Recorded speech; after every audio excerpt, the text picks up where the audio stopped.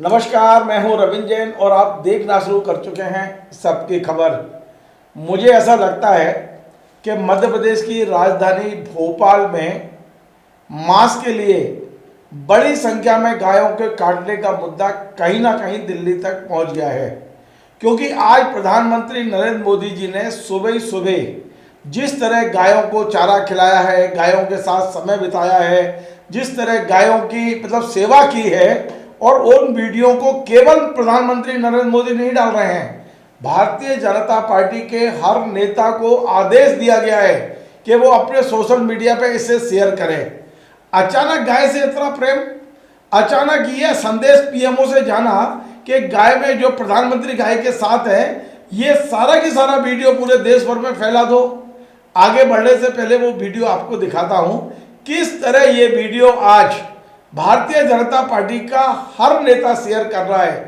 क्या भोपाल में जो गाय काटी गई है और जिस तरह ये नेशनल मुद्दा बन रहा है, उसे रोकने का कोई कोशिश है क्या? पहले ये वीडियो देख लीजिए।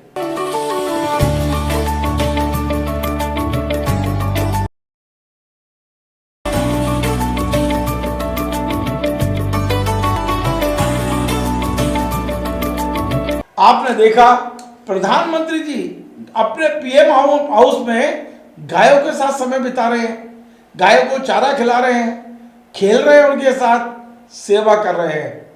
अब सवाल यह है कि यदि प्रधानमंत्री जी दिल्ली में गायों की सेवा कर रहे हैं, तो उन्हीं प्रधानमंत्री की सरकार में मध्य प्रदेश में गाय कैसे कट गई? एक बड़ा मुद्दा है। मैं पूरी विस्तार से चर्चा करूंगा, लेकिन आज आपको एक ऐसे व्यक्ति से मिलवाने वाला हूं जिसने इस घटना के 2 महीने पहले सोशल मीडिया पर लिख दिया था कि भोपाल के बूचड़खाने में अवैध रूप से गाय काटी जा रही हैं, जिन्होंने अपने सोशल मीडिया पर एक वीडियो बना के पोस्ट कर दिया था।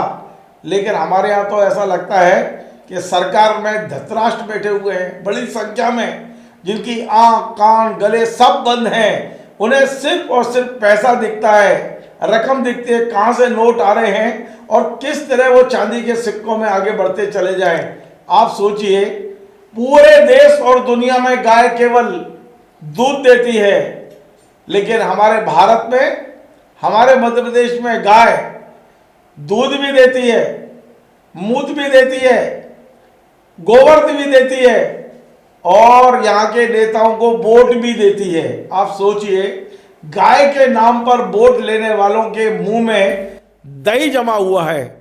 8 तारीख को रिपोर्ट आई और आज मैं ये कार्यक्रम बना रहा हूँ 15 तारीख को। 7 दिन हो चुके हैं। आपने क्या किया? वही इंदौर की तरह छोटे मोटे लोगों को सस्पेंड कर दिया, किसी को हटा दिया, लेकिन असली मगरमच्छ कहाँ हैं? कार्रवाई कब होगी? बड़ा सवाल है। आज मेरे पास में एक रिपोर्ट मेरे किसी मित्र ने भेजी है, 31 पॉइंट की पूरी रिपोर्ट है, और इस रिपोर्ट में ये कहा गया है कि ये जो असलम चमड़ा है, इसे किस तरह से टेंडर दिया गया है। बाकी जांच हो जाएगी, बड़े बड़े अधिकारी नप सकते हैं। सवाल यह कि जांच करेगा कौन? वही भ्रष्ट लोग जांच करेंगे जो इन चमड़े और मगरमच्छों के साथ मिले हुए हैं। ये भी इस रिपोर्ट में कहा गया है कि 7 नवंबर को इसे ऑफिशियली परमिशन मिली थी, लेकिन जिस व्यक्ति से आज मैं मिलवाने वाला हूँ उसके पास प्रमाण हैं। उनका खुद का ही प्रमाण है जो उन्होंने सोशल मीडिया पर डाला है कि अक्टूबर महीने यानी 1 महीने पहले से ही ये यहाँ गाय काटी जा रही थी। ये भी बताया गया है कि असलम चमड़ा और उसके जो एक आका हैं, उन लोगों के पूरे धंधे पर नज़र थी। पैसे का पूरा बंटवारा होता था, धंधे में कोई वो नहीं था। मतलब जो पैसा आया वो नेताओं में भी बंटता था, अफसरों में भी बंटता था, और असलम चमड़ा तो बांटता था तो खुद भी रखता था। भोपाल रेलवे स्टेशन पर लोग तैनात थे। गाय का मांस यहाँ से बाकायदा ट्रेन से भी भेजा जाता था और कंटेनर से भी भेजा जाता था। फिर पूछता हूँ, मध्य प्रदेश के ऐसे मुख्यमंत्री जो सुबह गाय को चारा खिलाए बगैर घर से नहीं निकलते, आज क्या हो गया? 8 तारीख से आज तक मैंने मुख्यमंत्री का एक शब्द नहीं सुना। उन्होंने ये भी नहीं कहा कि बड़ी गलती हो गई है, कोई अफसोस भी नहीं है किसी को भी, कोई बड़ी कार्रवाई भी नहीं हो रही है। आखिर गाय बचेगी तो बचेगी कैसे? क्या द्वारा गाय के नाम पे वोट मांगने आप जा पाएंगे क्या? बड़ा सवाल है। फिलहाल मैं जोड़ता हूँ राजेश तिवारी जी से। राजेश तिवारी जी के बारे में बता दूं, लंबे समय से सारिक मछली के खिलाफ इन्हें मोर्चा खोल रखा है और उसी मोर्चे के तहत समझ लीजिए, क्योंकि इनको आशंका है कि जो असलम कुरैशी उर्फ असलम चमड़ा पकड़ा गया है, जो बड़ी तादाद में गायों का वध कर रहा था, वो सारिक मछली से जुड़ा हुआ है। और आप समझ सकते हैं कि भारतीय जनता पार्टी के कौन कौन नेता यहाँ जुड़े होंगे। अब आगे बढ़ने से पहले, राजेश तिवारी मेरे बगल में बैठे हैं और मैं इनसे आपकी बात भी कराऊंगा, लेकिन आगे बढ़ने से पहले मैं चाहता हूं इन्हीं राजेश तिवारी का एक वीडियो 12 अक्टूबर 2025 यानी कि आज से ठीक मतलब 3 महीने पहले का, अक्टूबर नवंबर दिसंबर जनवरी 3 महीने पहले का एक वीडियो, यानी जिस व्यक्ति ने 3 महीने पहले जो जो शब्द बोले हैं, ये फेसबुक से उठा रहा हूं, मैं फेसबुक से आपको सुनवा रहा हूं। ये राजेश तिवारी ने फेसबुक पे जो वीडियो लिखा है, बिल्कुल वही घटनाक्रम सामने आ रहा है धीरे धीरे। आप जरा ये वीडियो सुनिए। इन्हें तो बता दिया था कि गाय कट रही है, इन्हें तो बता दिया था कि असलम चमड़ा क्या क्या धंधा कर रहा है, इन्हें तो बता दिया कि जानवरों को डिस्ट्रॉय करने का काम इसको दिया जा रहा है, तो इसका भी ये मीट बना के बेच रहा होगा। ये सारी चीज़ें 3 महीने पहले राजेश तिवारी जी बता चुके हैं। सुनो जरा। सभी भाइयों को मेरा नमस्कार। मैं आज पुनः आपके सामने आया हूं। वैसे मेरी लड़ाई तो मगरमच्छ और मछली के बीच चल रही है, मछली के साथ चल रही है, लेकिन मेरे मुखर व्यक्तित्व के कारण कई लोग मुझसे संपर्क करते हैं और मगरमच्छ की कई करतूतें बताते हैं। मगरमच्छ ने मछली को ही संरक्षण नहीं दे रखा है भोपाल में, बल्कि ऐसे कई लोगों को संरक्षण दे रखा है जो हमारे सनातन धर्म के साथ खिलवाड़ कर रहे हैं। नया ताजा मामला मिला है एक चमड़े वाले का। हमारी नगर निगम ने एक ऐसे व्यक्ति को गाय उठाने का काम दे रखा है, जो गाय दुर्घटनाग्रस्त हो जाती है और खत्म हो जाती है।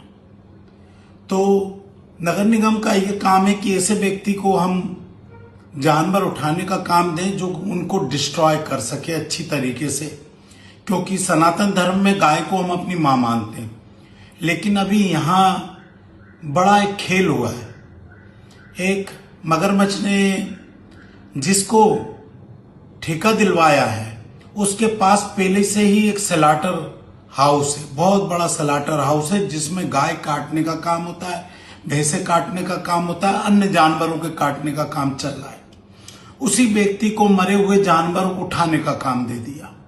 अब आप समझ सकते हैं क्या मरा हुआ जानवर को ये उठा के क्या कर रहे हैं। ये लोग स्लॉटर हाउस ले जा रहे हैं, उनको चमड़ियां निकाल रहे हैं, और वो व्यक्ति के पास एक ठेका और है। मैं आपको बता दूं, जुहू का ठेका मिला हुआ है। जुहू में जो जानवर हैं, शेर हैं, चीते हैं, अन्य जानवर जिनको नॉनवेज सप्लाई की जाती है, उसका भी ठेका इसी व्यक्ति के पास है। तो ये एक व्यक्ति 2 काम कर रहा है। एक तो हमारी गौ माताओं को उठाता है, और इसको जिनको डिस्ट्रॉय करना चाहिए, इन्हीं को चमड़ा निकालकर इन्हीं की सप्लाई कर रहा है जुहू के अंदर। और हमारे अधिकारी सब शांत बैठे हुए हैं, सब जानते हुए भी, क्योंकि एक अच्छा खासा पैसा उनको मिल रहा है, वो गोमांस पास कर देते हैं। जो हम जुहू में जानवर खत्म हो रहे हैं ना, उनका भी मेन कारण यही है कि जो जिस तरह का ये मांस उनको सप्लाई कर रहे हैं ना, वो बहुत घटिया स्तर का मांस सप्लाई कर रहे हैं। लेकिन केमिकल का काम देखो, केमिकल लगाकर ये लोग पास करा लेते हैं, और हमारी गौ माता जिसको डिस्ट्रॉय करना चाहिए उसको मरने के बाद भी शांति नहीं दे रहे हैं।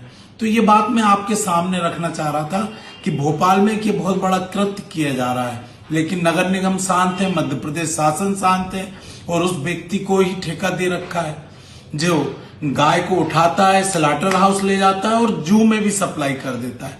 उसका काम था कि गायों को उठाकर कहीं डिस्ट्रॉय करे अच्छी जगह पर, कहीं करे, लेकिन उल्टा खेल हो रहा है। ये बात मैं आप लोगों के सामने रखना चाहता था। वही व्यक्ति भोपाल स्टेशन पे सप्लाई कर रहा है, भोपाल स्टेशन से मांस बाहर भेज रहा है और सील लगा देता है कि ये गांव का मांस नहीं है। तो एक बहुत बड़ा बिजनेस चल रहा है और इसके पीछे मगरमच्छ है। मैं ये चीज आप लोगों के सामने लाना चाहता था क्योंकि मुझे लोग बाग जानकारियां दे रहे हैं और मैं ये जानकारी आपको शेयर करना चाहता था। अब जरूरत है कि कई सनातनी भाई जो गोरक्षा के क्षेत्र में काम कर रहे हैं उनको मैं सलाह दे सकूं, इनको पकड़वा सकूं और कई चीजें बता सकूं। जय माता दी। तो देखिए, मैंने आपको सुनवा दिया है। अब मैं आपको सीधा जोड़ता हूं कि भैया जब आपको इतनी जानकारी थी तो आपने मुख्यमंत्री को क्यों नहीं बताया, भारतीय जनता पार्टी के नेताओं को क्यों नहीं बताया। सीधे जोड़ता हूं। राइस भाई, आपका स्वागत है। नमस्कार। आपने वाकई जो जो कहा था आज से 3 महीने पहले वो शब्द सा बिल्कुल सही साबित हुआ। तो जब आपको इतनी जानकारी अंदर की थी, आपने लिखित में क्या नगर निगम कमिश्नर को, महापौर को, मध्य प्रदेश सरकार को लिख के देने की क्यों नहीं कोशिश की? जी, मैंने कमिश्नर को तो बाकायदा मौखिक रूप से बताया भी था, उनको आवेदन भी दिया था। इसके साथ साथ मैंने 2 और समस्याएं उठाई थी। कौन से कमिश्नर? क्या अच्छा ही नाम था वो, हरेंद्र नारायण। नारायण जी। फिर उसके बाद में मैं आपको बता दूं, ये वे ही हरेंद्र नारायण हैं जो इस समय छिंदवाड़ा में कलेक्टर हैं। जिम्मेदारी से तो नहीं बचना चाहिए, लेकिन अब हम जानते हैं आजकल हमारे मध्य प्रदेश में IAS हो जाना खुदा हो जाने जैसा तो है ही। इसलिए हरेंद्र नारायण ने अपनी सेफ कुर्सी कर ली छिंदवाड़ा में। खैर, अपनी बात पूरी करिए। इसके बाद 1 महीने पहले ही मैंने ये संस्कृति जैन जो नई कमिश्नर है इनको भी अवगत कराया कि आपके इनको मैंने मौखिक मिले थे? मैं मिला था। मैं 2 समस्याओं के लिए गया था इनके पास। एक तो अवैध होर्डिंग और कुछ रोडों पे जाम कर रखा है लोगों ने कब्जा।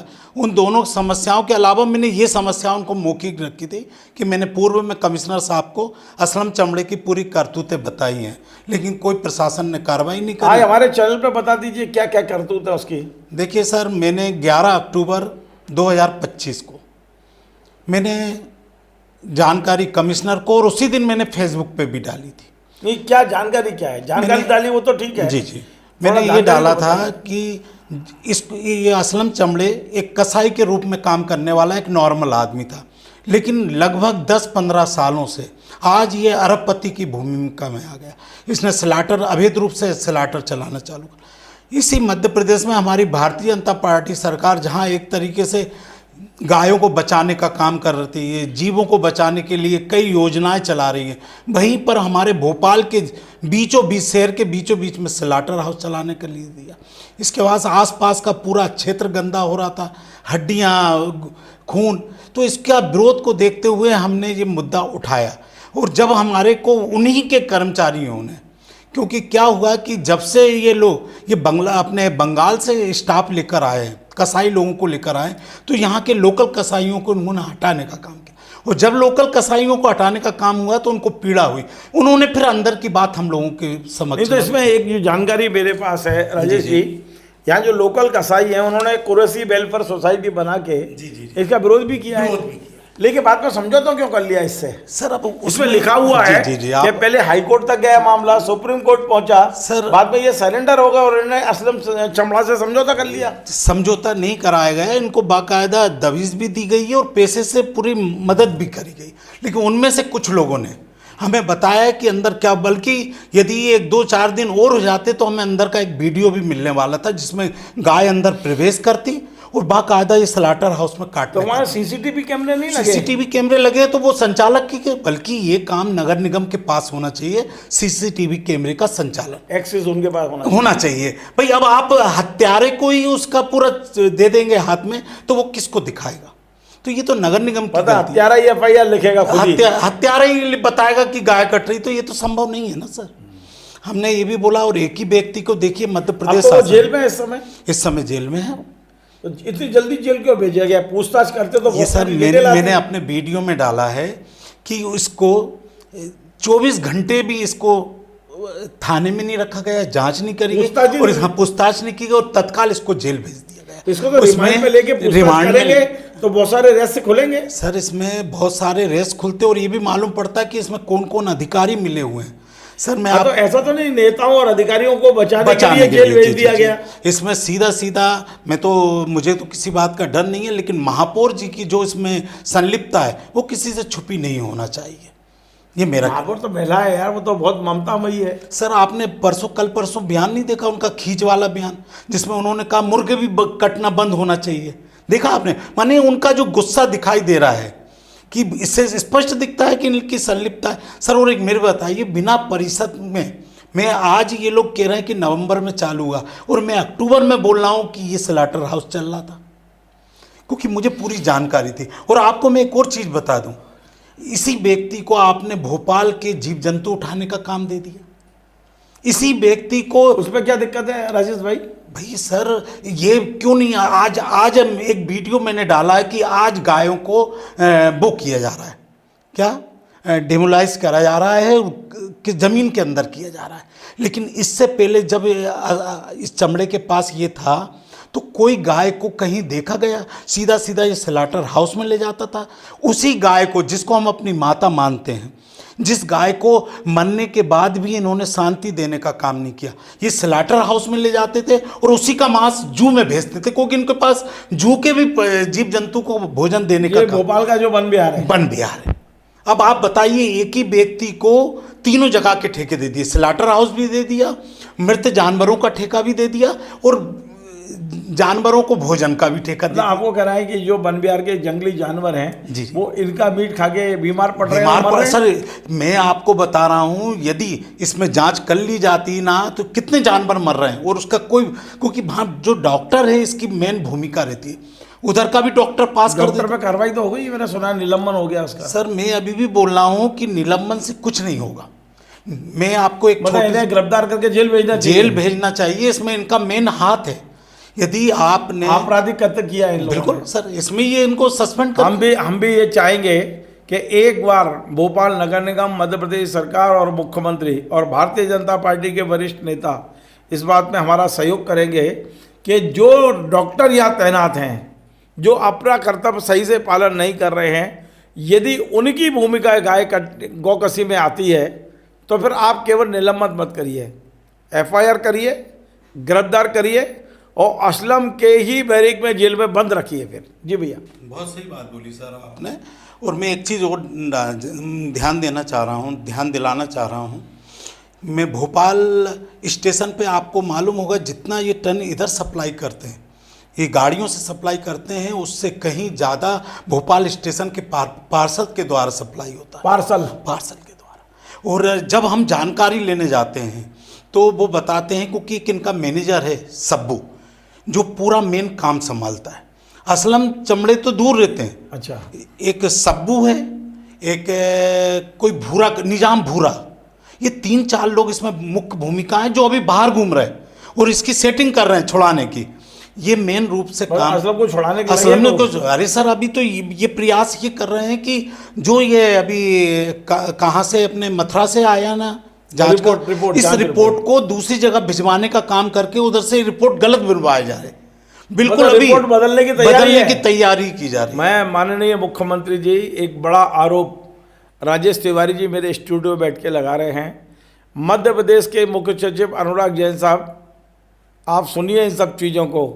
ये कह रहे हैं कि जो मथुरा की रिपोर्ट आई है, अब रिपोर्ट बदले जाने की तैयारी है। सोचिए कितना बड़ा आरोप लगा रहे हैं। और इनके आरोप में मुझे दम दिखाई दे रही है, क्योंकि मैं भी लगातार सरकार और प्रशासन की ओर से सुन रहा हूं कि यार हमें इस रिपोर्ट पर भरोसा नहीं है, यानी रिपोर्ट बदला जाना लगभग तय माना जा रहा है। सर इसमें क्या है कि असलम चमड़ा तो एक छोटा गांव है।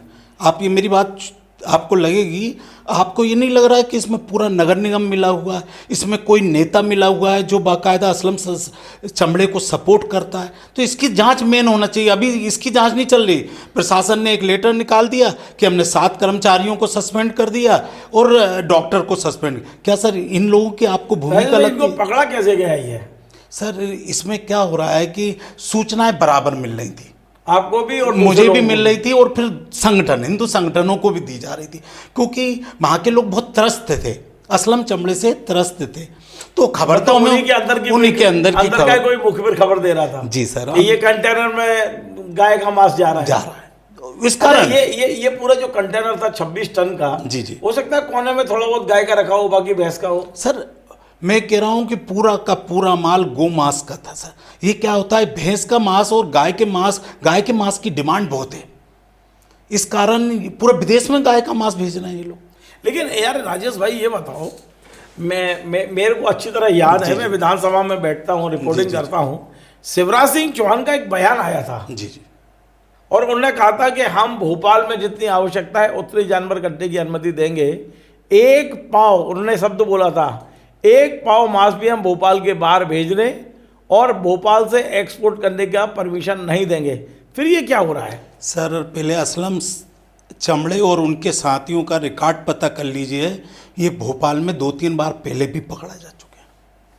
भैया आप उसी व्यक्ति को, अब देखिए सर, नेताओं का कहना अलग है, लेकिन एक तरीके से फंड तो इन्हीं की तरफ से जा रहा है ना। मैं आपको बताऊं, वहां पर कौन दे रहा है फंड? फंड असलम चमड़ा फंड देता है ना सर, यहाँ तक बीजेपी के नेताओं को देता है। मैं आपको बाकायदा नाम के साथ बता सकता हूं कि किस व्यक्ति कौन चंदा मत बताओ यार, फिर उन नेताओं को बुलाना पड़ेगा इंटरव्यू के लिए। सर वहीं जिनसी चौराहे पे जो इशारा कर दो, पंडाल बैठते हैं, इशारा कर दो सर वहां के मंडल अध्यक्ष के द्वारा पूरा चंदा जाता है। मैंने तो बात भी की ना सर, मुझे तो पूरी जानकारी दी गई है, तभी मैं इस तरह से रख रहा हूँ। यहाँ तक कि ये आदमी वहाँ के जो दुर्गे जी बैठते हैं उसमें तक चंदा देता है, कोई आदमी आवाज नहीं उठा रहा। दुपट्टा भी डालते हैं भगवे रंग का सब सर, गाय का फोटो लगाते हैं, गाय पे नारे लगाते हैं सर। इसके साथ और जरूरत पड़े तो गाय का मूत्र भी पीसते हैं, बिल्कुल। और गाय को काट के पैसे भी ले लेते हैं। भोपाल के बाहुबली मंत्री ने, मैं आपको एक बात बता दूं, सारिक मछली की पूरी पोस्ट डिलीट करी, उसके साथ साथ इस व्यक्ति की भी पोस्ट डिलीट कर दी, नहीं तो जो इनका आंकड़ा जो साझा दिखाई देता है ना सर, तो ये सबके सामने आता। भाई आज मालती राय जी हैं, महापौर हैं, है ना, तो उनको अभी तक जिम्मेदारी नहीं लेना चाहिए थी क्या? कमिश्नर को जिम्मेदारी लेना चाहिए। नैतिक जिम्मेदारी तो नैतिक जिम्मेदारी बनती है सर, लेकिन कोई काम नहीं, बस छोटे मोटे। इंदौर में भी नैतिक जिम्मेदारी ली है महापौर ने, बिल्कुल ली है सर। यहाँ की महापौर क्यों नहीं ले रही सर? अब ये तो आप लोगों को, आप जैसे वरिष्ठ लोगों को मुद्दा उठाना चाहिए सर। हम लोगों ने तो अपनी बात 3 दिन कंटिन्यू बोली। जी क्या होगा अब इसके बाद में? थोड़ा आखिरी सवाल मेरा है, क्या लगता है आपको सर? पहले तो आप ये बता दीजिए, थोड़ा मतलब 1-2 सवाल कर लेते हैं आपसे जाते जाते। पहला ये है कि पिछले 10-15 साल में ये जो असलम चमड़ा है, इसकी संपत्तियां कितनी बड़ी हैं और कहाँ कहाँ संपत्तियां हैं, आपकी जानकारी क्या है? सर मुझे एक तो ये मालूम है कि गुलमोहर में कि इसका विशाल मकान है। अच्छा। अफजल कॉलोनी में 2-3 मकान है, इसके अलावा लाल घाटी भास्कर ने शायद डिजिटल पे चलाया कि 35 मकान है भोपाल में। 35 तो ये कम से कम बता रहे हैं। अच्छा, ज्यादा हाँ, लेकिन जांच का विषय है ना सर। अब आप उस व्यक्ति को तुरंत जेल भेज दोगे तो ये सब तो जांच में आएगा ना। हाँ, क्या अभी तक इसकी संपत्ति की जांच नहीं होना चाहिए? पूछताछ क्यों नहीं की गई? सर अभी तक ईडी बैठा हुआ है, यहीं पर कई विभाग बैठे हैं जो छोटी छोटी बातों पे छापे मार देते हैं। इतना बड़ा मामला हुआ है कि अभी तक उसके घर की चेकिंग नहीं करनी चाहिए थी? कई चीज़ें खुलासा आती, कितने मंत्रियों के साथ उसके संबंध है, किन किन अधिकारियों के साथ संबंध है, ये सब निकल कर आता है, लेकिन उसको जेल भेज के सब पूरा बंद कर दिया गया। चलिए एक आखिरी प्रश्न पूछता हूँ, आपके इन प्रयासों से, और अब पूरी रिपोर्ट आ गई है, पकड़े गए हैं, और अब ये भी कहा जा रहा है कि जो स्लाटर हाउस नया बना है इस पर बुलडोजर चलाने की भी मांग हो रही है, आपको लगता है कि आगे से गाय कटना बंद हो जाएगी भोपाल में? सर जब तक कम से कम गाय कटना तो बंद हो जाएगी, बंद होना चाहिए। और यदि नहीं होती तो राजेश तिवारी क्या करेंगे? सर राजेश तिवारी जैसे हजारों लोग हैं जो गाय को पूजते हैं, उनको माता मानते हैं, तो स्वाभाविक बात है हम अपना संघर्ष जारी रखेंगे और गाय ही नहीं, जो भी गलत काम हो रहा होगा उसका विरोध करेंगे। चलिए बहुत बहुत धन्यवाद। देखिए आज हमने ये खबर बनाने का उद्देश्य यही था कि एक व्यक्ति अपनी जान पर खेल के लगातार शासन प्रशासन को जगाने का काम कर रहा है, लेकिन हमें तो लगता है कि शासन प्रशासन में ऐसे कुंभकर्ण हैं जो लगता है 6 महीने सोते हैं और एक आध दिन जगते हैं, और जगते भी वही पैसा ले लेवा के फिर सो जाते हैं। ये क्या हो रहा है? ये हमें बड़ा दुख होता है इस तरह की खबरें दिखाने में कि भोपाल में 640 गायों की बात हो रही है, एक ही कंटेनर में जो मांस मिला है।